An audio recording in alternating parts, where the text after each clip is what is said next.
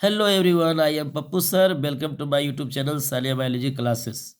आप सभी को हम बता रहे थे कि ओजोन अपक्षय के क्या प्रभाव पड़ते हैं, है ना। ओजोन अपक्षय से क्या प्रभाव होता है, इन सभी प्रभाव को हम कवर करने का काम कर रहे थे। तो इस वीडियो में हम आपको कंटिन्यू करते हैं कि यूवी यदि मानव नेत्र क्या करता है कि यूवी बी को अवशोषित कर लिया। अगर हमारा आँख क्या कर रहा है कि यूवी बी को एब्जॉर्ब कर लिया तो हमारे अंदर कौन सी बीमारी होगी, तो उसको हम लोग बोलते हैं हम लोग स्नो ब्लाइंडनेस। क्या होगा? स्नो ब्लाइंडनेस होगा। हमारे अंदर कौन सी बीमारी होगी? स्नो ब्लाइंडनेस होगा। अब कहा जाता है स्नो ब्लाइंडनेस, या इसी को हम लोग कैटारेक्ट कहते हैं, यानी कि कैटारेक्ट मोतियाबिंद। मोतियाबिंद या स्नो ब्लाइंडनेस जैसी बीमारी हमको होगा, कोई दिक्कत नहीं है। अब इसमें क्या होता है कि डैमेज कॉर्निया, इसमें क्या होता है आपका कॉर्निया सिकुड़ जाता है, जिसको कहते हैं इसमें कॉर्निया क्या होता है? प्रभावित होता है। तो इस चीज़ों को एक बार फिर से दोहरा देते हैं कि पारावैंगनिक किरणें ये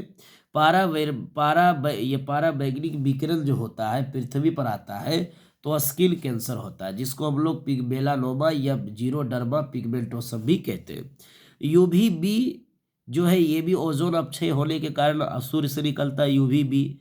तो अल्ट्रा वायलेट बी इसको कहते हैं। ये डीएनए एवं उत्परिवर्तन को डैमेज करता है, क्षति पहुंचाता है।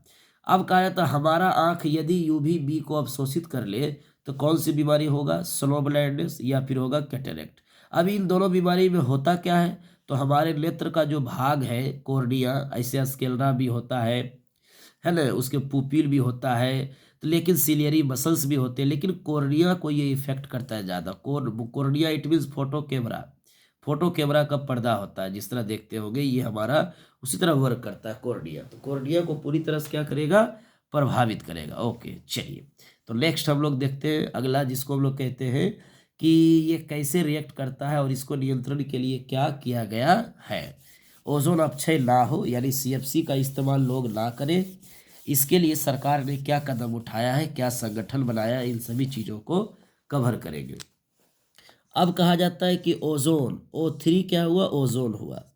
ये पारा बैगनी यानी CFC के उपस्थिति में आप देखिएगा तो ये O2 है ना, ये O2 ये क्या करता है? O2 और प्लस O ये क्या करता है? टूट जाता है। एक ऑक्सीजन में इसका जो ऑक्सीजन होता है O3 ये पूरा टूट जाता है। इसी को हम लोग कहते हैं ओजोन अपक्षय। इसको क्या बोलेंगे हम लोग? ओजोन अपक्षय बोलेंगे। यही आपका ओजोन अपक्षय। वही रिएक्शन से आप पकड़ लीजिए कि 3 ऑक्सीजन जब एक साथ है तो ओजोन परत है। अगर इन दोनों के कारण अगर मान लिया जाए इस तरह का हो गया, कन्वर्ट हो गया, तो इसी को बोलेंगे ओजोन अपक्षय बोलेंगे। ओके, चलिए अब कहा जाता है इसका नियंत्रण कैसे किया जाता है, इस चीज़ को आपको जानना जरूरी है ओजोन अपक्षय को। तो कहा जाता है इसके लिए एक प्रोटोकॉल यूज किया गया जिसको कहते हैं मॉन्ट्रियल प्रोटोकॉल। मॉन्ट्रियल प्रोटोकॉल इसको कहा जाता है।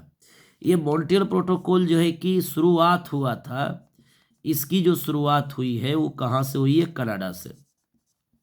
कनाडा से इसकी शुरुआत हुई है। और ये कब हुई है शुरुआत? कनाडा से कब हुई है शुरुआत? तो 1987 या ब्रैकेट में लिख सकते हैं 1989।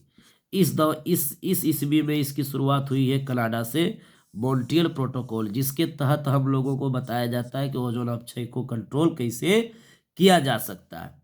अब कहते हैं कि क्योटो प्रोटोकॉल। क्योटो प्रोटोकॉल जो है एक वर्ड है जो किसके नियंत्रण के लिए किया गया है? ग्लोबल वार्मिंग के लिए। किसके लिए किया गया है? Global warming. ग्लोबल वार्मिंग के नियंत्रण के लिए जो प्रोटोकॉल चलाया गया है उसको कहते हैं क्योटो प्रोटोकॉल। और जो ओजोन अपक्षय को रोकने के लिए जो प्रोटोकॉल चलाया गया उसको गया है मॉन्ट्रियल प्रोटोकॉल। ये भी एग्जाम में आपका पूछा जा चुका है, PYQ है। और आपका जो UVB जो मानव नेत्र अवशोषित करता है तो स्लो ब्लाइंडनेस होता है, वो भी आपके एग्जाम में पूछा जा चुका है। क्योटो प्रोटोकॉल भी, ये भी एग्जाम में आपका पूछा जा चुका है। तो इन सभी पर ज़्यादा विशेष ध्यान आप नहीं देंगे। ओके, चलिए तो अब हम आपके लिए ये सारे टॉपिक जितने भी रिलेटेड था सभी वायु प्रदूषण से संबंधित टॉपिक था। अब वायु प्रदूषण आपका खत्म हो गया। अब आपका जो है शुरू होगा जिसका नाम है जल प्रदूषण। क्या होगा? Water pollution. वाटर पोल्यूशन होगा।